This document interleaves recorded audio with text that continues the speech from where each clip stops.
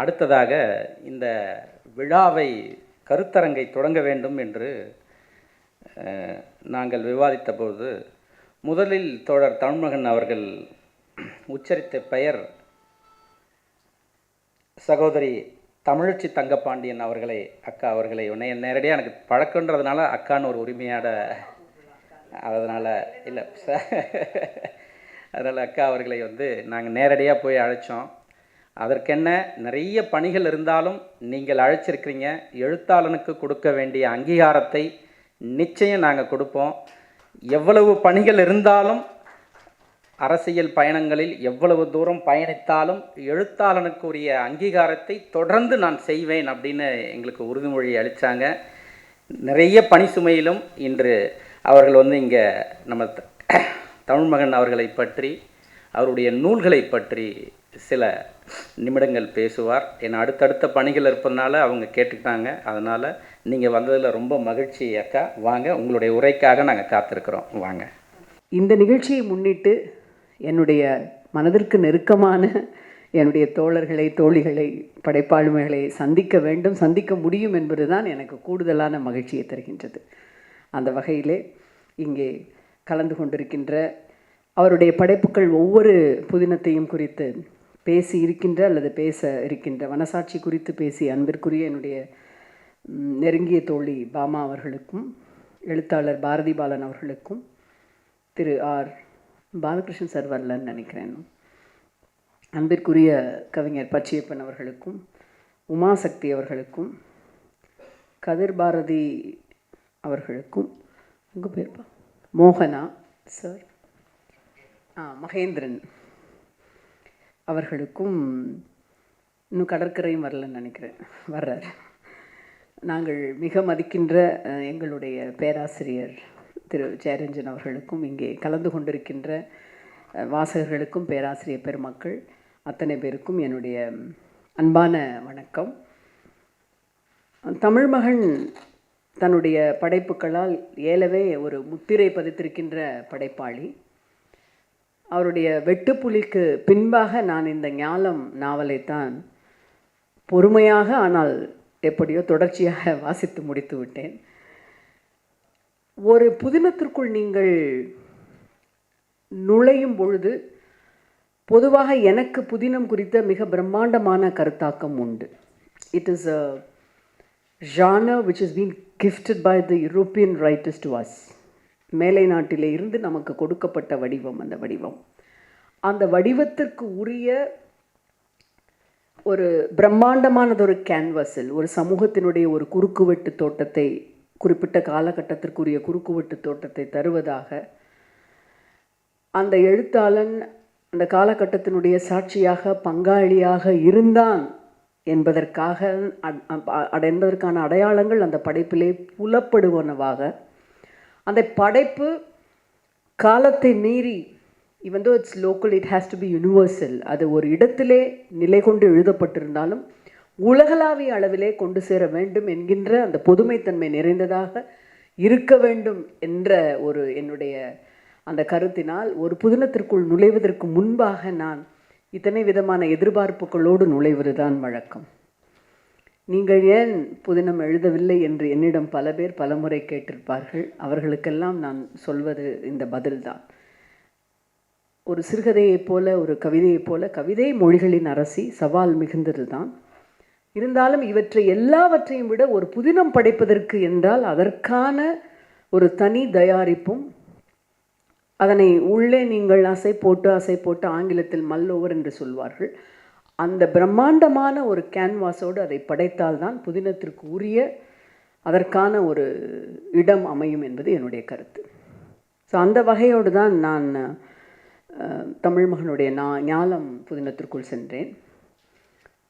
இந்த நான் வாசிக்க இருக்கின்ற இந்த கட்டுரைக்கு நான் கொடுத்திருக்கின்ற தலைப்பு தமிழ்மகனின் ஞாலம், உள்ளூரில் உலகை, உலகை உள்ளூரில் காணும் ஜாலம். அதுதான் அந்த இதில் எனக்கு ஒரு ஃபுல்லாக படித்து முடித்த உடனேயே அந்த குறிப்பாக அந்த நாயகருடைய அந்த அவருடைய கதையை, ஒரு அந்த மாட்டு வண்டி, அந்த மாட்டு வண்டியினுடைய வண்டிக்காரன், கதையினுடைய நாயகன் சொல்லுகின்ற நிலம் சார்ந்த அந்த மிகப்பெரிய அரசியலை அவர் ஒரு படைப்பாக கொண்டு வரும்பொழுது இந்த ஒன்றைத்தான், இந்த ஒரு சரடைத்தான் நான் எடுத்துக்கொண்டேன். ரஷ்ய எழுத்தாளர் ஐசக் பேபல், உலகம் தன்னால் எழுத முடிந்தால் அது டால்ஸ்டாயை போல எழுதும் என்று கூறினார். புதினங்கள் என்றாலே நீங்கள் டால்ஸ்டாயும் தாஸ்தாவ்ஸ்கியும் விடுத்து பேச முடியாது. டால்ஸ்டாயின் நாவல்கள் ஒரு கலைப்படைப்பு அல்ல, அவைகள் வாழ்க்கையின் ஒரு பகுதி என்றார் எனக்கு மிக பிடித்த மேத்யூ அர்னால்ட். இன்னும் ஒருபடி மேலே சென்று அவர் டியர் வர்ஜீனியா வுல்ஃப் என்ன சொல்கின்றார் என்றால், அனைத்து நாவலாசிரியர்களும் மிகவும் உயர்ந்தவர் டால்ஸ்டாய் என்று. ரஷ்ய மண்ணின் புகழ்பெற்ற எழுத்தாளர் டால்ஸ்டாய் என்பது நாம் அறிந்தது தான். அவருடைய எழுத்துக்கள் இன்றளவும் வாசிக்கப்பட்டு கொண்டிருக்கின்றன என்பதே அதற்கான சான்று. இப்போ ஞாலம் எத்தனை ஆண்டுகள் கழித்தும் நிலை பெற்று நிற்கும். ஒரு காலம் கடந்து அந்த குறிப்பிட்ட காலத்திற்கான தத்துவத்தை, அரசியலை இன்றைய கால பொருத்தப்பாட்டுக்கு மட்டுமல்ல வருங்காலங்களிலும் ஒரு பொருத்தப்பாடுடையதாக இருக்கும் என்பதுதான் அந்த நாவலை நான் நிறுத்துகின்ற புள்ளியாக இங்கே பார்க்கின்றேன். எப்பொழுது தாஸ்தாயெவ்ஸ்கி அவர்களுக்கு தான் ஒரு எழுத்தாளராக வேண்டும் என்ற எண்ணம் முதன்முறையாக பிறந்தது என்பதை பற்றி அவருடைய ஜாக்வே காட்டோ என்ற புத்தகத்தில் நான் ஒரு தகவலை படித்தேன். நான் சொல்கிறது மாதிரி, இப்போ கவிதையை நீங்கள் எழுதணும் அப்படின்னா அது ஒரு பிசாசு மாதிரி உங்களை பிடிச்சி ஆட்டிக்கிட்டே இருக்கும். இங்கே இருக்கிற எல்லாருக்குமே தெரியும், உமாசக்தி, பாமா, நம்முடைய பச்சையப்பன்லேருந்து. நீங்கள் ஒரே நாளில் 20 கவிதைகள் எழுதலாம், 20 நாளில் ஒன்று கூட எழுதாமல் போகலாம். அது ஒரு மாய பிசாசை போல உங்கள் மீது இறங்க வேண்டும். ஆனால் புதினம் அப்படி அல்ல. அது எழுத வேண்டும் என்று தோன்றுகின்ற அந்த பொறி, அந்த பொறியை சுற்றி நீங்கள் அமைக்கின்ற அந்த சுற்றுச்சுவர் எழுப்புதல், கோபுரம், இந்த மாதிரியான விஷயங்கள் எல்லாம் உங்களுடைய மனதிலே ஊறி ஊறி ஊறி அது உருக்கொள்வதற்கு என்று ஒரு தனித்துவமான ஒரு கரு கொள்ளுகின்ற காலகட்டம் உண்டு. அப்படி தாஸ்தாயெவ்ஸ்கிக்கு எப்போ வந்தது அப்படின்னு நான் ஒரு தகவல் படித்தேன். 1837 அவர் தன்னுடைய புதும வகுப்பு பயிலுவதற்காக தன்னுடைய சகோதரன் மிகேலுடன் பீட்டர்ஸ்பர்க் போகிறாரு. அப்போது அவருக்கு மிகப்பெரிய ஆதர்சம் புஷ்கின் தான். புஷ்கின் சண்டையிட்டு கொல்லப்பட்ட இடத்தை காண செல்கின்றார். சில மாதங்களுக்கு முன்பு தான் அந்த சம்பவம் நடந்திருக்கின்றது. புஷ்கின் மீது மிகேலுக்கும் டாஸ்டாவ்ஸ்கிக்கும் தீராத காதல். அப்போ அந்த சண்டை போட்ட இடத்த போய் பார்க்குறாங்க. அந்த நாட்களில் மிகேல் நிறைய கவிதை எழுதிட்டு இருக்கிறாரு. ஆனால் தாஸ்தாவ்ஸ்கி அங்கே போயிட்டு வந்த பிறகு தான் ஒரு நாவல் எழுத வேண்டும் என்கின்ற ஒரு எண்ணம் வருகின்றது.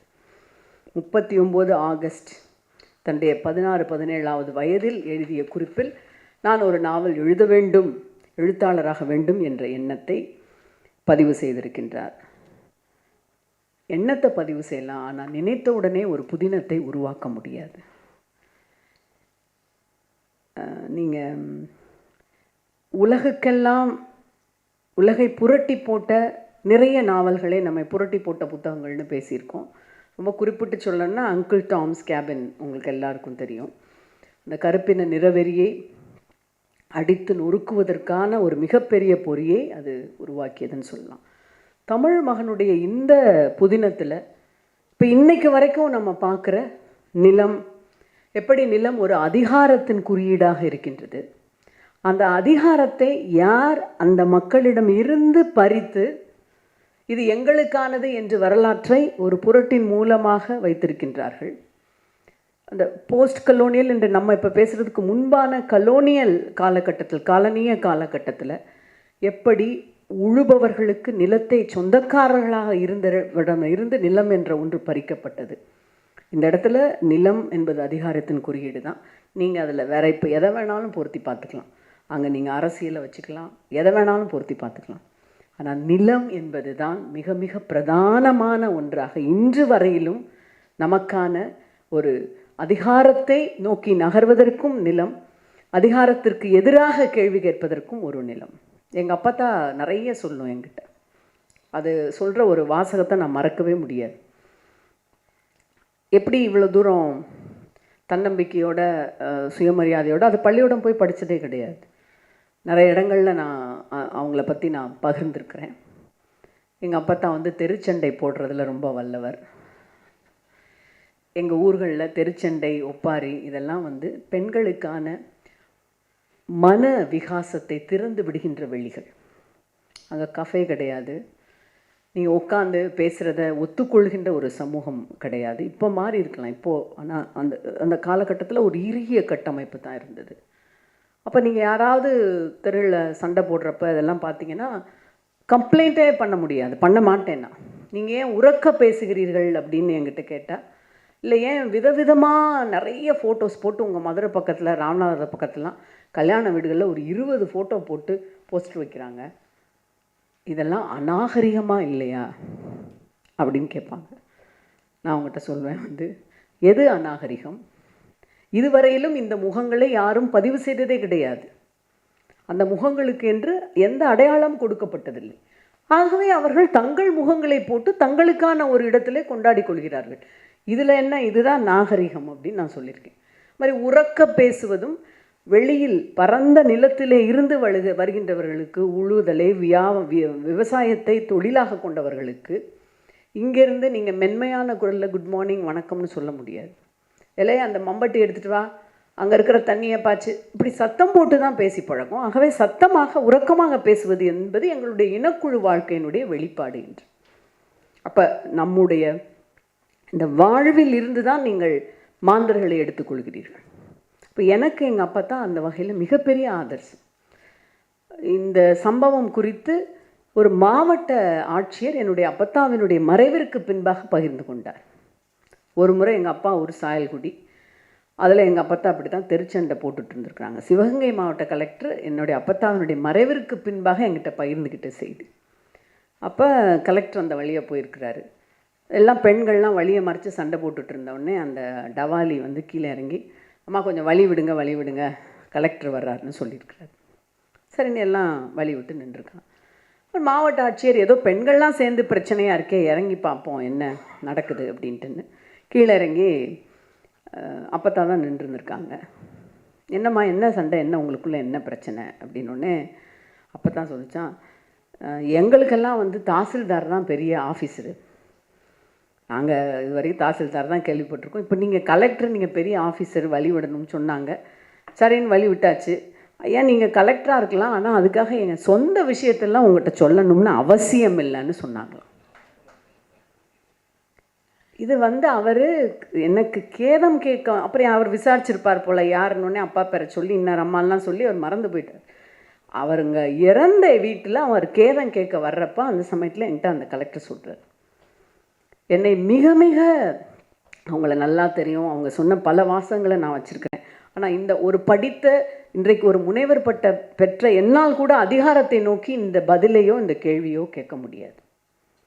ஆனால் பள்ளிக்கூட பக்கமே பார்க்காத ஒரு பெண்ணுக்கு அது இருந்தது. ஏன்னா எங்கள் அப்பத்தா சொல்லும், ஒரு கைப்பிடி நிலம் என்கிட்ட இருந்துச்சு. அந்த கைப்பிடி நிலம் இருந்ததால் தான் அதில் வந்து பனையை ஊண்டி அந்த பனையை குத்தகைக்கு முடிஞ்சால் பார்க்குறது, இல்லைன்னா குத்தகைக்கு விடுறது, அங்கே போய் பாடுபடுறது, எல்லாமே அவளுடைய அத்தனை சுயமரியாதை தன்மானம் அத்தனைக்கான ஒரு பிடிப்பாக அந்த நிலம் இருந்தது. அதுதான் அது சொல்லிகிட்டே இருக்கும் வந்து, அதை வாங்கி போடு, இதை வாங்கி, ஏன் தான் அப்போ அப்படி சொல்கிற, இத்தனை வாங்கி நீ என்ன செய்ய போகிற அப்படின்னா, அப்படி சொல்லாதா, எப்படினாலும் உனக்கு ஒரு கைப்பிடி நிலம் வேணும், எனக்கு இது இருக்குது அப்படின்னா ஒரு பனையை நான் ஒத்திக்கி வச்சு இன்னொரு பனையை அதை ஒத்திக்கி விட்டு அந்த இடத்துல இன்னொன்று வாங்குவோம், அப்புறம் இதை ஒத்திக்கி விட்டு இன்னொன்று வாங்கும். எனக்கு அந்த ஃபேப்ரிக்ஸ் ஆஃப் அந்த பாலிட்டிக்ஸ், அந்த அரசியல் புரிவதற்கு நாளானது என்றாலும் அந்த சுதந்திரத்தை, அந்த அதிகாரத்தை அவளுக்கு கொடுத்து அந்த நிலமற்ற பிற பெண்களை நீங்கள் யோசிச்சு பாருங்கள். அவங்க தான் அத்தக்கூலிகளாக போகிறது, அவங்க தான் அதிகாரத்தின் பால் இருப்பது, அவர்களை தான் வந்து நம்ம அடிமைகளாக வச்சுருக்கிறது. அப்போ அவங்ககிட்ட இருக்கிற பூர்வகுடிகள்கிட்ட இருக்கிற நிலத்தை எடுத்துக்கொண்டு அதிகார மையங்களாக ஆக்கப்பட்ட விஷயத்தை தான் கேள்வி கேட்பதை அன்பிற்குரிய நண்பர் தமிழ்மகன் இந்த நாவலில் படைச்சிருக்கிறார். அதுக்கடுத்து நீங்கள் பார்த்தீங்கன்னா உலகம் முழுவதும் கொண்டாடப்படுகின்ற நாவலாக ஹாரி பாட்டர் சொல்லப்படுவதுண்டு. நான் பல முறை நினச்சி பார்த்துருக்கேன், நம்முடைய அம்புலி மாமா இந்த அளவுக்கு ஏன் வரல. ஏன்னா அந்த அம்புலி மாமாவை படித்து வளராத ஒரு நம்முடைய இளைய தலைமுறையே இல்லைன்னு சொல்லலாம். நாங்கள்லாம் எத்தனையோ நாள் வந்து அந்த வேதாளம் எப்போ என்ன சொல்லும், அடுத்த வாரத்தில் என்ன வரும், அப்போல்லாம் எல்லாம் நெட்டில் கிடைக்காது, வாரம் வாரம் வர்றது தான். இப்போ அதற்கு கிடைக்காத ஒரு மிகப்பெரிய பிரபல்யம் இந்த ஹாரி பாட்டருக்கு எப்படி கிடைச்சது? அந்த அம்மா அந்த ஜேகே ரவுலிங் அந்த நாவலை எழுதின விதம், அப்போ நீங்கள் பார்த்தீங்கன்னா அவங்களுடைய ட்ரெயின் ஒரு தடவை வெயிட் பண்ணிகிட்டு இருக்கப்போ 4 மணி நேரம் தாமதமாக வருது. அப்போ தான் உட்காந்து மனசுக்குள்ளே இருந்தது அவங்க எழுத ஆரம்பிக்கிறாங்க. கைக்குட்டையில் குறிப்பெடுத்துக்கிட்டாங்களாம், கிடைக்கிற இடத்துல டைப்ரைட்டர் அதை பண்ணாங்களாம். அப்போ எழுத முடியாத சூழல், வறுமையின் காரணமாக எல்லா விதமான சூழல் இருந்தாலும் தனக்குள் வந்த ஒரு விஷயத்தை, தான் நம்புகின்ற ஒரு விஷயத்தை கலையின் வெளிப்பாடோடு கொண்டு வருவது. இப்போது என்னுடைய தோழி திலகபாமா பேசுகிறப்ப சொன்னாங்க, ஏன் அதில் இந்த செய்தியை சேர்க்கலை அந்த செய்தியை சேர்க்கலைன்னா அது வரலாற்று ஆசிரியருடைய வேலை. ஒரு நாவல் ஆசிரியர் அல்லது ஒரு எழுத்தாளனுடைய வேலை என்பது வெறும் தரவுகளை தருவது மட்டுமல்ல, அந்த தரவுகளின் வாயிலாக ஒரு மனித வாழ்க்கையினுடைய கண்ணோட்டத்தை, ஒரு சமூகத்தினுடைய குறுக்குவெட்டு தோற்றத்தை கலையின் பொது பண்போடு கடத்துவது தான் வேலைன்னு சொன்னாங்க. அதான் அழகான சிறுகதை சீமோகன் பதிவு பண்ணியிருப்பார். அது புலி வந்தது அந்த கதை நமக்கு எல்லாருக்கும் தெரியும். என்று ஒரு சிறுவன் கத்திய பொழுது அங்கே இலக்கியம் பிறக்கவில்லை, அங்கே ஒரு நீதி தான் பிறந்தது. ஆனால் புலி வந்துவிடும் என்கின்ற அந்த பயத்தை உருவாக்குவதற்காக வராத ஒரு புலிக்கு ஒரு தோற்றத்தை அந்த சிறுவன் தந்த பொழுது அந்த கற்பனையில், அந்த மந்திரத்தின் மாயத்தில் இலக்கியம் அங்கே மண்டிகிட்டு இருந்தது. வராத புலியை வரும் என்று நம்ப வைக்கின்ற அந்த சிறுவனுடைய அந்த மந்திரத்தின் மாயத்தில்தான் கலையும் இலக்கியமும் பிறக்கின்றது, செய்திகளில் அல்ல என்று இது ஒரு நாட்டுப்புற கதை, நபக்காவோட நாட்டுப்புற கதையை வச்சு சீமோகன் பதிவு பண்ணியிருப்பார். இப்போ தனக்கு கிடைத்த தரவுகளை எப்படி தமிழ் மகன் ஒரு உலகளாவிய பொதுமை படைப்பாக இன்றளவிற்கும் இருக்கின்ற பிரச்சனைகளுக்கு ஒரு பொருத்தப்பாட்டுடைய ஒரு படைப்பாக எப்படி மாற்றி இருக்கின்றார் என்பதுதான் இந்த நாவலை தனித்துவமான ஒரு நாவலாக மாற்றி காட்டுகின்றது. சென்னையில் உள்ள ஏழுகிணறு பகுதியிலே தான் வசிக்கின்றார் நம்முடைய நாயகர். நாயக்கர் கிடையாது, நாயகர்னு நினச்சேன். அது ஒரு ஜாதி பெயர் இல்லை, ஒரு பட்ட பெயர் மாதிரி என்று. அவருக்கு என்று குழந்தைகள் கிடையாது. சுண்ணாம்பு சூளையிலே வேலை பார்த்த ஒருவர் கொடுத்த குழந்தையை வளர்த்து வருகின்றார்கள். அங்கே ஒரு வரலாற்று தரவை வைக்கிறார் இவர். கிளிஞ்சல்களும் சுண்ணாம்பையும் இவர் விற்கின்ற பணியை செய்கின்றார். இவரால் தான், இவர் கொடுத்த அந்த ரா மெட்டீரியல்ஸ் இதை அடிப்படையாக வைத்துத்தான் சென்னையிலே ஏகப்பட்ட சுவர்கள் கட்டப்பட்டன. பிரெஞ்சு அதிகாரத்திற்கு எதிரான சுவர்கள், நீண்ட நீண்ட சுவர்களை சென்னை அன்றைக்கு ஆங்கிலேயர்கள் கட்டியதற்கான மூலப்பொருட்களை தருகின்ற ஒரு சூழலை இவர் வைத்திருக்கின்றார். எனக்கு தெரியாத வால்டாக்ஸ் ரோடோட ஹிஸ்ட்ரி சொல்கிறார் தமிழ் மகன். அதில் அந்த வால் டாக்ஸ், அந்த சுவர்களுக்கு வரி விதிக்கப்பட்டது, அதனால்தான் அந்த இடத்திற்கு பெயர் வால் டாக்ஸ் என்று. இதில் எத்தனை 3 விஷயங்கள் இருக்குது பாரு. நான் ஒரு பின் காலனியை 3ஆம் உலகத்தின் பிரஜைன்னு சொல்லியிருக்கேன். ஆனால் இந்த மாதிரி காலனித்துவத்தினுடைய எத்தனை எச்சங்கள் குறித்த விவரங்கள் தெரியாது. வரி ஒன்று இருக்குது, நம்ம ஊரில் செவரை ஒருத்தர் கட்டுறாரு, அதுக்கு நம்ம வரி கட்டணும். இத்தனை விஷயமும் அந்த வால் டாக்ஸ், இன்னைக்கு ஈஸியாக வால் டாக்ஸ் ஸ்ட்ரீட்டுன்னு சொல்லிட்டு போய்ட்றோம். அதை அவர் பதிவு பண்ணுறார். எப்பொழுதும் மாட்டு வண்டியில் தான் செல்வார் நம்முடைய நாயகர். அந்த மாட்டோட பெயர் மயிலான். அந்த ஒற்றை மாட்டு வண்டியில், அதுதான் அட்டைப்படத்தில் நான் உங்களை தான் பார்த்தேன். அட்டைப்படத்தில் இருக்கின்ற அந்த ஒற்றை உருவம் எனக்கு தெரிந்து நான் தமிழ் மகனாகத்தான் நான் எடுத்துக்கொண்டேன். நாயகருடைய உருவம், அந்த ஒற்றை மாட்டு வண்டி, மயிலான் எல்லாம் இருந்தாலும் அந்த மாணிக்கமும் மயிலானோடு முன்னாக நிற்பவர் அவரே என்பதை விட நான் பார்த்தது கதையினுடைய ஆசிரியரைத்தான். அவருக்கு என்ன வேலை? எல்லா இடத்துலையும் போய் அந்த நிலங்களை பற்றிய கதைகளை கேட்பது.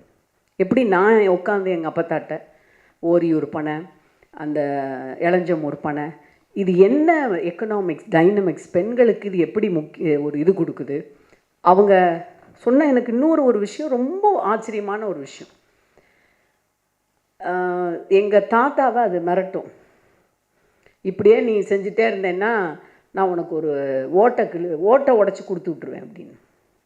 அப்போ நான் உட்காந்து கேட்குறேன், ஓட்டை உடச்சி கொடுத்து விட்றதுன்னா என்னதை பார்த்தா அப்படின்னு. ஒரு குடும்பத்தில் பிரச்சனை அந்த பெண்ணிற்கு கணவனை பிடிக்கவில்லை என்றால் அவங்க அம்மா வீட்டில் போய் உட்காந்துட்டு அந்த ஓடு இருக்கும் இல்லையா, அப்போ போட்டிருக்க அந்த ஓட்டை எடுத்து உடச்சி கொடுத்து விட்டா உனக்கும் எனக்கும் நான் அத்து விடுறேன்னு அர்த்தமா?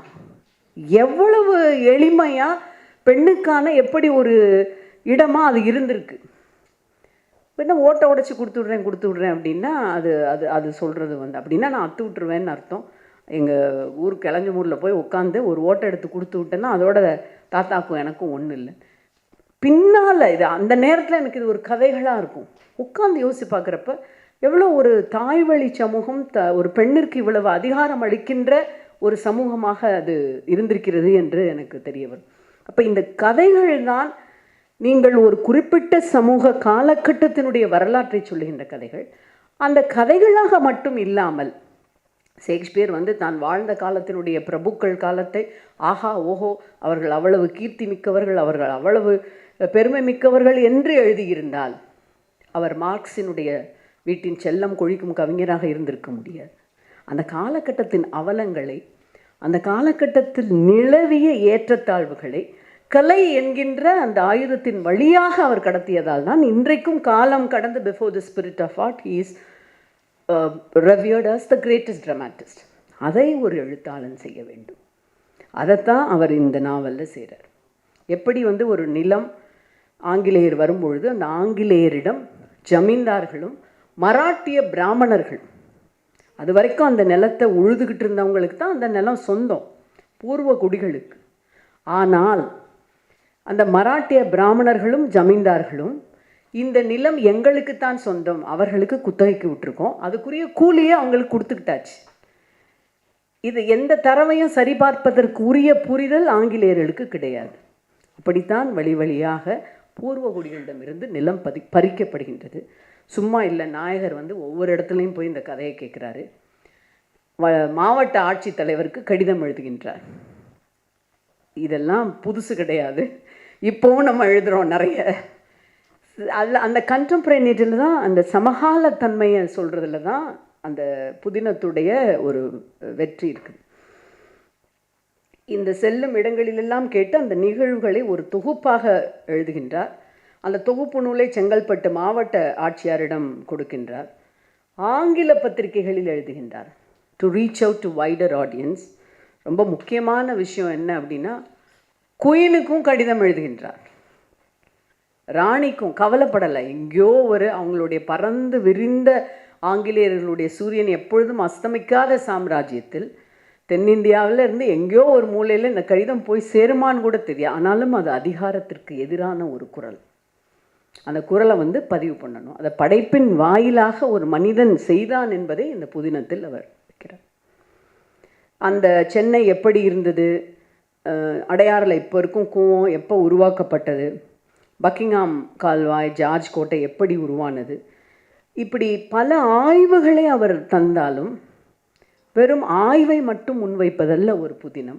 அந்த காலகட்டத்தின் வலியை, அந்த காலகட்டத்தில் பூர்வகுடிகளுக்கான நிலம் பறிக்கப்பட்டு அவர்கள் எப்படி நசுக்கப்பட்டார்கள் என்பதை ஒரு கதையின் நாயகன் அவனே அந்த இடத்தில் இருந்து சொல்வதாக போகின்றது. அந்த நிலத்தினுடைய மனிதர்கள் பஞ்சத்தில் கூலியாகும். நமக்கு எல்லாத்துக்கும் தெரியும், செயற்கையாக உருவாக்கப்பட்ட பஞ்சம் வந்தது. எல்லாரும் நிறைய கதை சொல்லுவாங்க, எலி பஞ்சம் சொல்லுவாங்க, எல்லாமே அதெல்லாமே செயற்கையாக உருவாக்கப்பட்ட பஞ்சங்கள். அப்போ அவங்க எல்லாமே உழுதவர்கள், நிலத்தின் சொந்தக்காரர்கள். ஒரு மிகப்பெரிய அரசியல் செயல்பாட்டின் வாயிலாக காலனிய ஹெகிமோனி, ஒரு காலனியத்தினுடைய அதிகாரம் எப்படி எந்தெந்த வழிகளிலெல்லாம் அவளிடமிருந்து நிலத்தை பறிக்கின்றது என்று சொல்லிட்டு ரொம்ப முக்கியமான ஒரு விஷயம். எனக்கு ரொம்ப நான் மகிழ்ந்து பார்த்த ஒரு விஷயம், கதையினுடைய நாயகர் அந்த வெங்கடாசல நாயகர் வந்து பகுத்தறிவு கொள்கைகள் பரவத் தொடங்கிய தந்தை பெரியார் 160 ஆண்டுகளுக்கு முன்பாகவே அவர் அதை செஞ்சிருக்கிறார். இதுதான் இந்த நாவலினுடைய மிக முக்கியமான புள்ளியாக நான் பார்க்குறேன். தந்தை பெரியார் இவரை பற்றி குறிப்பிட்டிருக்கின்றார். வள்ளலாரோட ஒரு சமகாலத்தவராக இருந்திருக்கிறார், அதை பற்றின குறிப்புகள் இருக்குது. அப்போ கதையினுடைய நாயகர் இந்த ஜோதிடத்தில் ஆரிடத்துலலாம் நம்பிக்கை இல்லாத ஒருத்தர். நினச்சி பாருங்கள், இப்போ வந்து எவ்வளவு தேவையான ஒரு விஷயங்கள் அந்த புதினத்தில் நம்ம எடுத்துக்க வேண்டிய விஷயங்கள் இருக்குன்னு. 160 ஆண்டுகளுக்கு முன்பாக இந்த பகுத்தறிவிற்கான ஒரு முன்னத்தி ஏறாக தமிழ் மகன் வெங்கடாசல நாயகரை நிறுத்துகின்றார். இந்த 7 கிணறு பகுதி என்பது வெறும் 7 கிணறு பகுதி இல்லை, அது உலகம் முழுமைக்கும் கருப்பின மக்களுக்கு எதிராக. இப்போ நீங்கள் இப்போயே எடுத்துக்கிட்டிங்கன்னா உக்ரைனுக்கே நீங்கள் எதிராக somebody goes and conquers someone else's land and who's right and who's not right is a different question. ஆனால் usurping and occupying the land என்பது சிறிய அளவில் மைக்ரோ மேக்ரோ எல்லா அளவிலும் ஒரு அதிகாரத்தை கட்டமைப்பதற்கான ஒன்றாகவே இருந்து வருகிறது. ஆனால் தொடர்ந்து அதிகாரத்திற்கு எதிரான குரல்களையும் வெங்கடாசல நாயகர் போன்றவர்கள் பதிவு செய்து கொண்டே தான் இருக்கிறார்கள். இந்த கோபி பிரசன்ன அட்டை ஓவியம்னு நினைக்கிறேன், ஆமாம், அதில் அந்த ஓவியத்துக்கும் அந்த நாவலுக்குமான மொத்த தீமும் வந்துடுதுன்னு நான் பார்க்குறேன். ஒற்றை மாட்டு வண்டி, நீங்கள் இன்றைக்கி ஜெட் வந்துருச்சு, பிளேன் வந்துருச்சு, எல்லாம் வந்துருச்சு. ஏன் தமிழ் மகன் ஒரு மாட்டு வண்டியை வைக்கிறாரு? பூர்வகுடிகளினுடைய சின்னம் அதுதான். நீங்கள் எந்த ஜெட் பிளேன் சேட்டலைட்ஸையும் கூட இவர்கள் நினைத்தால் வீழ்த்த முடியும். ஆனால் இவர்கள் வீழ்த்த முடியாதவாறு எப்படி அந்த சக்கரத்தில் இருக்கிற அச்சை மட்டும் எடுத்துடுறாங்க. அதிகாரம் எல்லாம் இருக்குது, அச்சை மட்டும் எடுத்துட்டா நீங்கள் வண்டியை ஓட்டவே முடியாது. அதை தான் நான் அந்த இதில் பார்க்குறேன். இந்த நாவல் அந்த காலகட்டத்தில் நடந்த முக்கிய வழக்குகள் அதையும் சுட்டி காட்டுது. அப்போ சமூகத்தில் இருந்த சாதி அடுக்குகள் இது எல்லாத்தையும் சொல்கிறதோட, இந்த சாதி அடுக்குகளை கதையின் நாயகர் எப்படி பார்க்கின்றார், அதில் இருக்கிற அழுக்குகளை எப்படி சுட்டுகின்றார், அதில் இருக்க மூட நம்பிக்கைகளை எப்படி மீண்டு வர வேண்டும் என்று பார்க்கின்றார். இந்த நிலத்தை பற்றி பேசுகிறப்ப எல்லாமே எனக்கு ரொம்ப நினைவுக்கு வர்ற ஒரு கதை இருக்குது. லியோ டால்ஸ்டாயோட, ஐ திங்க் நீங்கள் நிறைய பேர் படிச்சிருக்கலாம், how much land does a man need அப்படிங்கிற மிக முக்கியமான கதை. யாரும் படிக்கலைன்னா ரொம்ப சுருக்கமாக சொல்கிறேன். பஹோம் என்ற ஒரு மனிதன் ஒரு குறைந்த அளவு ஒரு நிலத்தில் விவசாயம் பார்த்துக்கிட்டு இருக்கிறவர். அவர் ஒரு நாள் என்னிடம் ஏராளமான நிலம் இருந்தால் சாத்தானுக்கு கூட நான் பயப்பட வேண்டிய அவசியம் இல்லைன்னு சொல்கிறார். அவருக்கு ஆசைப்படுறார் நிறைய நிலம் வச்சுருக்கணும்னு. அதை சாத்தான் கேட்டுருது. சரி, சாத்தானுக்கு கூட பயப்பட வேண்டிய அவசியம் இல்லைன்னு சொல்கிறாரு. அவருக்கு ஒரு சான்ஸ் கொடுத்து பார்ப்போம் அப்படின்னு அவருக்கு ஒரு சான்ஸ் கொடுக்குது. அருகில் அவருக்கு அவருடைய நிலம் இருந்ததுக்கு பக்கத்து கிராமத்தில் பசுகிர் அப்படிங்கிற அவங்களும் ஒரு பூர்வ குடிகள் தான். பசுகிர் எப்படின்னா, அவங்கள பற்றின குறிப்பு பார்த்திங்கன்னா, ஒரு பெருமளவிலான நிலத்தை சொந்தமாக வைத்துள்ள எளிமையான மனதை கொண்ட மக்கள். அதில் நீங்கள் அடிக்கோடிட வேண்டியது எளிமையான மனதை கொண்ட மக்கள். அவ்வளோ பெரிய நிலம் இருந்தாலும் பேராசையோ இல்லை இத்தனையும் தனக்கே வச்சுக்கணும்னு கிடையாது. அவங்ககிட்ட ஒரு வழக்கம் இருக்குதுன்னு கேள்விப்பட்டு இந்த பகம் போகிறார். எப்படியாவது குறைஞ்ச அளவில் பேசி ஒரு பெருமளவு நிலத்தை வாங்கிடணும். அவங்க என்ன வாய்ப்பு கொடுக்குறாங்க? 1000 ரூபிள் ரஷ்ய பணத்திற்காக. இப்போ ரூபாய்ங்கிறது ரொம்ப முக்கியமான விஷயமா இருக்கிறப்ப இந்த 1000 ரூபிள் ரஷ்ய பணத்திற்காக காலையில் சூரிய உதயத்துலேருந்து ஆரம்பித்து சூரிய அஸ்தமனம் வரைக்கும் நீங்கள் எவ்வளோ தூரம் வேணாலும் நடந்து போகலாம். ஆனால் அஸ்தமிக்கணும் ஆறப்போ நீங்கள் முடிக்கிற எந்த இடத்துல தொடங்குனீங்களோ அங்கே வந்துட்டிங்கன்னா அவ்வளவு தூரம் நிலம் உங்களுக்கு. Supposed to be a very fair deal. இவரும் ரொம்ப சந்தோஷமாக ஒத்துக்கிறார், நடக்க ஆரம்பிக்கிறாரு. ஆசை ஓரளவு கட்டுவோம், ஆனால் பேராசைன்னு இருக்கிறப்ப அதுக்கு லிமிட்டே கிடையாது. அதுவும் நிலம் என்று வரும்பொழுது அப்போ நடந்துகிட்டே இருக்கிறாரு. அஸ்தமனம் நெருங்கிடுச்சு. அப்போ தான் பார்க்குறாரு ரொம்ப தூரம் அந்த தொடங்கிய இடத்துக்கு போகணுன்னு ஓட ஆரம்பிக்கிறார். திரும்பி வந்த நிறைய இடத்த கடந்துட்டார். ஓடி அந்த எங்கே தொடங்கினாரோ அந்த இடத்தையும் தொட்டுறார். இந்த பசுகிர்கள் ரொம்ப கைதட்டி வரவேற்கிறாங்க. அந்த இடத்த தொட்ட உடனே அந்த களைப்பினால் அங்கேயே விழுந்து மரணம் அடைகின்றார். கதை எப்படி முடியும்னா, பஹோமிற்கு இந்த வேகமாக தொலைதூரத்திற்கு ஓடி வந்ததால் கீழே விழுந்து இறக்கின்றார். பஹோமினுடைய பணியாளர் வெறும் 6 அடி நீளமுள்ள ஒரு சாதாரண சவக்குழியில் இவரை புதைக்கின்றார். அதுதான் அந்த மொத்த கதையினுடைய சாரமே. அப்போ இந்த டால்ஸ்டாய் நம்ம தமிழ் மகன் 2 பேரையும் நான் எப்படி ஒரே இதில் பார்க்குறேன் அப்படின்னா, நான் சொன்ன மாதிரி இந்த மராட்டிய பிராமணர்கள், ஜமீன்தார்கள், இவர்கள் அத்தனை பேரும் போலி பத்திரங்களை உருவாக்கி பூர்வகுடிகளை அடிமையாக வைத்திருக்கின்றார்கள். கிட்டத்தட்ட லியோ டால்ஸ்டாயினுடைய மனிதனுக்கு எவ்வளவு நிலம் வேண்டும் என்ற அந்த கதையில் வர்ற சூழல் தான் இதுலேயும் உருவாக்கப்படுது. அந்த நிலத்தை எப்படி பறித்து கொண்டார்கள், அந்த நிலத்தை எப்படி திரும்ப பெற வேண்டும் என்பதுதான் இவருடைய ஓயாத போராட்டமாக இருக்கின்றது.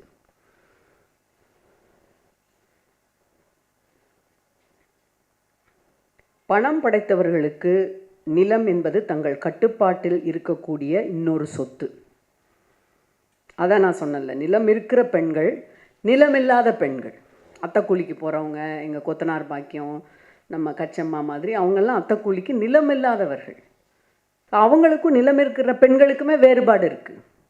அது மாதிரி அவர்களுக்கு அது இன்னொரு சொத்து. ஆனால் பூர்வகுடிகளுக்கு அந்த நிலம்தான் உயிராக எல்லாமுமாக இருக்கின்றது. அது சுரண்டப்படும் பொழுது அதில் இவருக்கு பர்சனல் லாஸஸ் வேறு, தனிப்பட்ட முறையில் தன்னுடைய மகள் தனக்கு ஒவ்வாத ஒரு திருமணத்தை செய்து கொள்கின்றார், தன்னுடைய மனைவி இறந்து விடுகின்றார். அந்த அந்த விதமான அவலங்களோடும் சேர்த்து இவர் ஒரு பொது காரியங்களுக்காக தன்னுடைய நாட்களை செலவிடுகின்றார். அடர்ந்த இருளில்தான் சுடரின் வெளிச்சம் பிரகாசமாக இருக்கும். அதுபோல் ஒரு சிறந்த நாவலாசிரியன் technique of Dostoevsky and Tolstoy என்னன்னு பார்த்தீங்கன்னா, அந்த கதாபாத்திரங்கள் சிறந்து சுடர் விடுவதற்கு ஒரு டார்க் பேக்ரவுண்டு வைப்பாங்க. All of us have dark corners. எல்லா மனித மனங்களுக்குள்ளும் ரகசியங்களும் கயமைகளும் நிறைந்த ஒரு இருண்ட பக்கம் இருக்கும். அதை நம்ம யார்கிட்டையும் சொல்கிறதில்ல. பட் நாவலாசிரியர் ரொம்ப திறமையாக ஒரு சுடர் விட்டு பிரகாசிக்கின்ற ஒன்றை சொல்ல வேண்டும் என்றால் இந்த பிரதானமான இந்த விஷயங்களை, குணாதிசயங்களை பேக்ரவுண்டாக வச்சு பண்ணுவாங்க. எக்ஸாம்பிள் கார்மஷோவ் பிரதர்ஸில் பார்த்தீங்கன்னா, தந்தை மோசமான மனிதராக இருப்பது பிள்ளைகளின் மீது நாம் அதிகம் கவனம் கொள்வதற்கு ஒரு முக்கிய காரணம். அதிகம்னா அந்த வாசகர்களுடைய அட்டென்ஷனை அங்கே கொண்டு போய் வைக்கிறது. அந்த பேக்ட்ராப் வந்து ஒருத்தர் அந்த மாதிரி ஒரு கேரக்டர் இருக்கப்போ இவங்க ரொம்ப கூடுதலான கவனத்தை பெறுகிறவர்களாக இருப்பார்கள். தேவாலயத்தின் பிரம்மாண்டமான கோபுரத்தை போல நாவல் அண்ணாந்து பார்க்கும்படியாக உருவாக்கப்பட வேண்டும். அதே சமயம் கனவுகளும் யதார்த்தமும் ஒன்று கலந்து எழுதப்பட வேண்டும். அப்போ விக்டர் ஹியூகோவை சொல்லலாம். அவர் தான் என்னுடைய ஆதர்சம்னு தாஸ்தாவ்ஸ்கி சொல்லியிருக்காரு. எனக்கு ஆதர்சம் வந்து தாஸ்தாவ்ஸ்கின்னு நான் சொல்லுவேன். வந்து அழுத்தமான கதாபாத்திரங்கள்னு இப்போ நாங்கள் விமர்சனம் பண்ணுறவங்க, படிக்கிறவங்க சொல்லிட்டு போயிடுவோம். இது ஒரு அழுத்தமான கதாபாத்திரம், இது ஒரு சிறப்பான வகையில் புனையப்பட்டிருக்கேன். இந்த மாதிரியான வார்த்தைகளை கடந்து உண்மையிலேயே நீங்கள் கதாபாத்திரத்தினுடைய அந்த ஆளுமையை உற்று நோக்க வேண்டும் என்றால், நீங்கள் அந்த வலிகளை உங்களுடைய வழியாக உணர வேண்டும் என்றால், தமிழ் மகனுடைய கண்கள், இதயம் உங்களுக்கு இருக்க வேண்டும்.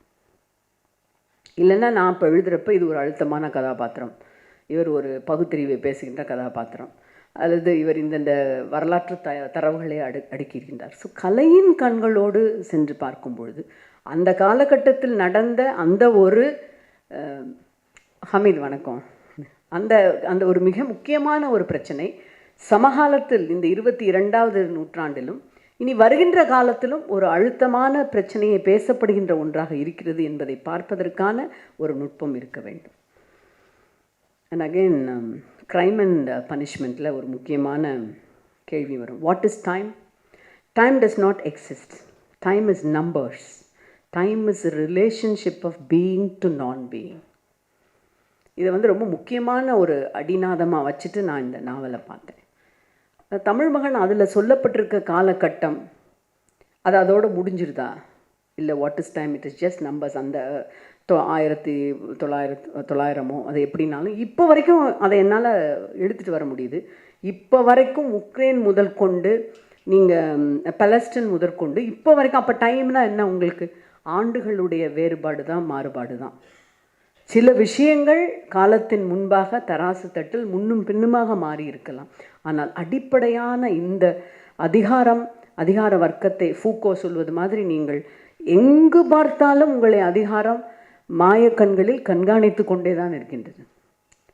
அந்த அதிகாரத்திற்கு எதிரான ஒரு விஷயத்தை ஒரு காலனிய ஒரு பிரஜை ஒருத்தர் ஒரு கடிதங்கள் மூலமாக எழுதுவதன் மூலமாக எல்லா இடங்களிலும் அதை ஒரு மிக முக்கியமான யாத்திரையாக எடுத்துக்கொண்டு தகவல்களை, கதைகளை கேட்பதன் மூலமாக செயல்படுத்துகிறான் என்பது நமக்கு ஒரு நம்பிக்கை அளிக்கின்ற ஒரு கீற்றாக இருக்கின்றது.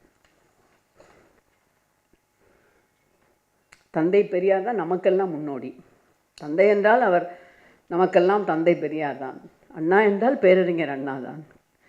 முத்தமிழர் என்றால் நமக்கெல்லாம் கலைஞர். ஆனால் அந்த பெரியாருக்கு இவர் பெரியார் அவர்கள் இவர் மறைந்து 40 வருடம் கழித்து குடியரசு நாளில் இவரை பற்றிய குறிப்பு எழுதியிருக்கின்றார். அது ரொம்ப நமக்கு ஒரு முக்கியமான ஒரு விஷயமா இருக்குது. அப்போ இவருக்கான அந்த திட்பத்தை போராடுகின்ற மனப்பான்மையை தந்தது இவருக்கு அந்த பகுத்தறிவுன்னு அதில் நான் ஒரு நுட்பமாக கவனித்தேன். வள்ளலாரை பற்றி சில இடங்களிலே குறிப்பு வருகின்றது. அவர் வாழ்ந்த வெங்கடாசல நாயர் வாழ்ந்த பகுதியில் தான் வள்ளலார் வசித்து வந்திருக்கின்றார். வள்ளலாருக்கும் ஆறுமுக நாவலருக்கும் அருட்பா மருட்பா சண்டை நடந்து அந்த வழக்குகளை பற்றியெல்லாம் ரொம்ப நாசுக்காவும் அதே சமயம் உண்மைகளையும் சொல்லியிருக்கிறார். நாவலின் கதை என்பது ஒரு லீனியராக அப்படியே நீங்கள் சொல்லிட்டு போகிறது, இல்லை கிராஸ் செக்ஷனில் சொல்லிட்டு போகிறது, இல்லை இதுதான் கதை அப்படின்னு சொல்கிறதுல ஒரு நாவலுடைய வெற்றி என்பது அடங்கி விடுவது கிடையாது. அதுவும் நம்ம நிறைய மேஜிக்கல் ரியலிசம் இந்த போஸ்ட் மாடர்ன் இதில் நிறைய விதமான வகைகளை பரீட்சித்து பார்க்கின்றோம். அப்போ இந்த நாயகர் இந்த கதைகளை கேட்பதன் மூலமாக அந்த கதைகள் குறித்து ஒரு ஆட்சி தலைவருக்கும் ராணியாருக்கும் எழுதுவதன் மூலமாக எதை சொல்லுகின்றார் அப்படிங்கிற அந்த மையப்புள்ளி தான் இன்னைக்கு வரைக்கும் எனக்கு முக்கியத்துவம் வாய்ந்த ஒரு புள்ளியாக தோன்றுகின்றது. பல இடங்களில் உணர்வுபூர்வமாக நிலமற்ற ஒரு பூர்வகுடிகளுடைய விஷயத்தை அவர் விவரிக்கும் பொழுது இருந்தாலும் ஒரு தொலைநோக்கு பார்வையோடு ஒரு கலைஞனாக படைப்பாழ்மையாக இந்த புதினம் படிக்கப்பட வேண்டும், பார்க்கப்பட வேண்டும் என்பது தான் அவருடைய நோக்கமாக இருக்க வேண்டும். பொதுவாக தமிழ் மகனுடைய எல்லா எழுத்துலையுமே எல்லா படைப்புகளையும் நான் படித்தது வெட்டுப்புள்ளி தான். பட் பார்க்குறப்போ வரலாற்று செய்திகள் இடம்பெறும். அதை சரியாக சமூக செய்திகளோடு அரசியலோடு பொருத்தி பார்க்கின்ற கண்களுக்கு சொந்தக்காரர். அதை இங்கே ரொம்ப சரியாக செஞ்சிருக்கிறார். இப்போ புனைவிற்குள் வரலாற்று நிகழ்வுகளை இணைப்பது ஒரு வகை என்றால், வரலாற்றை சொல்வதற்கு புனைவினை பயன்படுத்துவது மற்றொன்று. இப்போ வரலாற்றை சொல்வது மட்டுமல்ல தமிழ் மகனுடைய வேலை. பாமா சொன்னது மாதிரி வரலாற்றின் வழியாக அந்த காலகட்டத்தினுடைய அதன் வழியாக வலியை பற்றி சொல்லுவதும், அந்த வலிகளோடு ஒரு மனிதன் அப்படியே புதைந்து விடாமல், அல்லது இதுதான் எங்களுக்கு கொடுக்கப்பட்ட கதி என்று இடிந்து உட்கார்ந்து விடாமல் தனக்கான ஒரு போர்க்குரலை எழுப்புவது தான் நமக்கான ஒரு மீட்சியாக, ஒரு நம்பிக்கை குரலாக தொடர்ந்து வருவது. So to conclude, determining the best novel is subjective, but some novels consistently receive high critical acclaim and are often considered the greatest works of literature. To name a few, The Great Gatsby, 100 Years of Solitude, நிறைய சொல்லிகிட்டே போகலாம். இந்த சூழலில் அப்போ ஒரு தரமான நாம் வைத்து பார்க்கக்கூடிய நாவலினுடைய அந்த பெஞ்ச் மார்க் என்ன அப்படின்னு பார்த்தா, உள்ளூர் இலக்கியத்தை நீங்கள் உலகளாவில் கொண்டு செல்வது, உலகளாவிய தன்மையை உள்ளூர் இலக்கியத்திற்கு தருவது. இப்போ என்கிட்ட நிறைய பேர் கேட்பாங்க, நீங்கள் ஏன் ஆங்கிலத்தில் எழுதுறதில்ல? நீங்கள் உங்களுக்கு ஆங்கிலத்துலேயும் ஓரளவுக்கு ஒரு ப்ரொஃபிஷியன்சி இருக்குங்கிறப்ப ஏன் ஆங்கிலத்தில் நீங்கள் உங்களுடைய படைப்புகளை எழுதுவதில்லை? I write essays, criticisms, reviews in English, but I don't write my creative writings in English. I choose to write in Tamil. அதிலும் பொதுமையான தமிழில் இல்லாமல் என் வட்டார வழக்கு சார்ந்த தமிழில் ஏன் எழுதுறீங்க? You could have acclaimed international accreditation if you write in English. உலகளாவிய ஒரு அங்கீகாரம் கிடைக்கும். அது ரொம்ப அழகான பதில். பலமுறை இந்திரன் சொன்னது தான், பலமுறை நானும் பகிர்ந்தது தான். அதாவது மொழிபெயர்க்க முடியாதவை என்னும் அளவிற்கு பிரதேசத்தன்மை கொண்டவை என்னுடைய கவிதைகள். இப்போ நீங்கள் அந்த பிரதேசத்தன்மையை காவு கொடுத்து தான் உலகளாவிய அங்கீகாரம் வேண்டும் என்றால் அந்த அங்கீகாரம் எனக்கு தேவையில்லை. It's a political statement. I choose to write in Tamil. எப்படி கூகி வான்டியாகோ ஆங்கிலத்திலே எழுதி கொண்டிருந்து விட்டு 20 ஆண்டுகளுக்கு பின்பாக நான் என்னுடைய இனக்குழு மொழிக்கு திரும்புகின்றேன். அது என்னுடைய அரசியல் நிலைப்பாடு. ஏன் இன்னொரு மொழியில் நான் அவர்களை குறித்து எழுத வேண்டும்? என் மொழியில் என்னுடைய மக்கள் குறித்து எழுதுகின்றேன். So it's a political statement. அதுபோலத்தான் நீங்கள் உங்களுடைய localised being, local as well as the same time global, அந்த மாயத்தை செய்வது கலையினுடைய மந்திரக்கோல் என்று சொல்லலாம். அத்திப்பாக்கம் வெங்கடாசல நாயகர் நூற்றாண்டுகளுக்கு முன்பு ஒரு கடித போராளியாக இருந்து தன்னை சுற்றி இருக்கக்கூடிய எளிய மக்களின் வாழ்வுக்காகவும் அவர்களின் வாழ்வாதாரமாக இருந்த நிலத்தை மீட்டுக் கொடுப்பதற்காகவும் கால் செருப்பும் காலும் தேய தேய பயணித்தவர். அதில் ஓரளவுக்கு வெற்றியும் பெற்றிருக்கின்றார். நீங்கள் அவங்க காதில் அது விழுந்துச்சா விழலையாங்கிறது கவலையே இல்லை. Nobody listens to that. Specially குயின்கெல்லாம் அந்த கடிதம் போயிருக்கவே செய்யாது. But he has registered his protest. அவர் தன்னுடைய போராட்டத்தை எழுத்திலே பதிய வைத்திருக்கின்றார். அதுதான் மிக மிக ஒரு முக்கியமான விஷயம். ஒரு சின்ன இன்சிடெண்ட் தான் அது. அது ரொம்ப முக்கியமான இன்சிடெண்ட்டு. அன்றைக்கு இருந்த சாதி சமய சடங்கு இந்த போலிகளை இவர் தோலுரிச்சு காமிக்கிறாரு. அதை கேட்டு கலெக்டர் ஸ்மித், அன்னைக்கு இருக்கிற கலெக்டர் ஸ்மித் ஏன்னா இப்படிலாம் கூட இருக்கா அப்படின்னு சிரித்ததாக அவர் ஒரு பதிவு பண்ணியிருக்கிறார். இப்படி போராடிய இவர் மீது ஆதிக்க சாதியினர் பொய் புரட்டெல்லாம் சொல்லி ஒரு புகாரை அனுப்புகிறாங்க. அது கவர்னர் கன்னிமாரா மூலமாக கலெக்டர் ஸ்மித்துக்கு வருது. அதை இவர்கிட்டே கொடுத்து ஸ்மித் படிக்க சொல்கிறார். உங்கள் மீதான குற்றச்சாட்டு இதுக்கு என்ன பதில் சொல்ல போகிறீங்கன்னு. அந்த கலெக்டர் ஸ்மித்து சொன்னதுக்கு இவர் சொல்கிறார், என்னுடைய வேலை என்பது இவர்களுக்கெல்லாம் ஜால்ரா போடுறது கிடையாது. அந்த ஜால்ராவை கையில் வாங்கி அக்கக்கா பிச்சு தூக்கி எறிவது தான் என்னுடைய வேலைன்னு சொல்கிறாரு. ஸோ மூடத்தனங்களை, மதவாத பிற்போக்குத்தனங்களை இவற்றை எதிர்ப்பதன் மூலமாக, எளிய மனிதர்களுக்கு உறுதுணையாக இருப்பதன் மூலமாக ஒரு மிக முக்கியமான போராட்டத்தினுடைய நாயகனாக இந்த கதையினுடைய நாயகர் நமக்கு இருக்கின்றார்.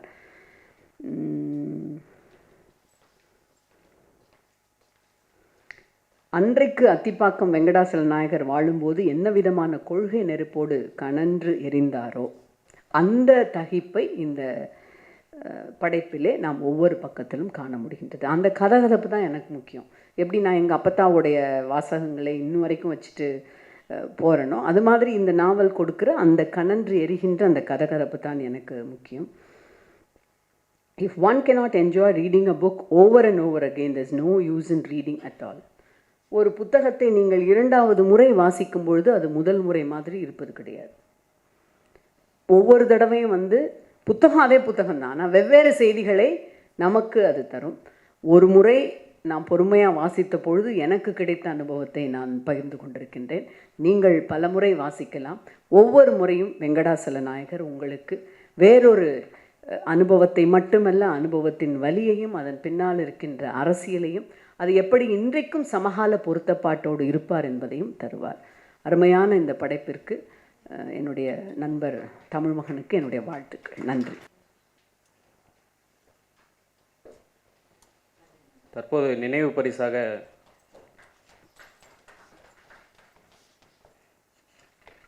தன் அப்பத்தாவின் கைப்பிடி நிலத்தில் ஆரம்பித்து பெரியாருக்கும் பெரியார், தந்தை பெரியாருக்கும் பெரியார், எல்லோருக்கும் உரியாராகிய அத்தியப்பாக்கம் வெங்கடாச்சல நாயக்கர் அவர்களின் நில உரிமை போராட்டமும் அவரின் மீட்பு நாவலுமான ஞாலம் நாவலிலிருந்து ஞாலம் நாவலை அழகுற தன் கருத்துக்களோடு தொகுத்து டால்ஸ்டாயும் நமது தமிழ்மகன் ஐயாவையும் ஒரே தட்டில் வைத்து தன் கருத்துக்களை வழங்கிய நாடாளுமன்ற உறுப்பினர் தமிழச்சி தங்கப்பாண்டியன் அவர்களுக்கு எங்கள் நன்றியை தெரிவித்துக் கொள்கிறோம்.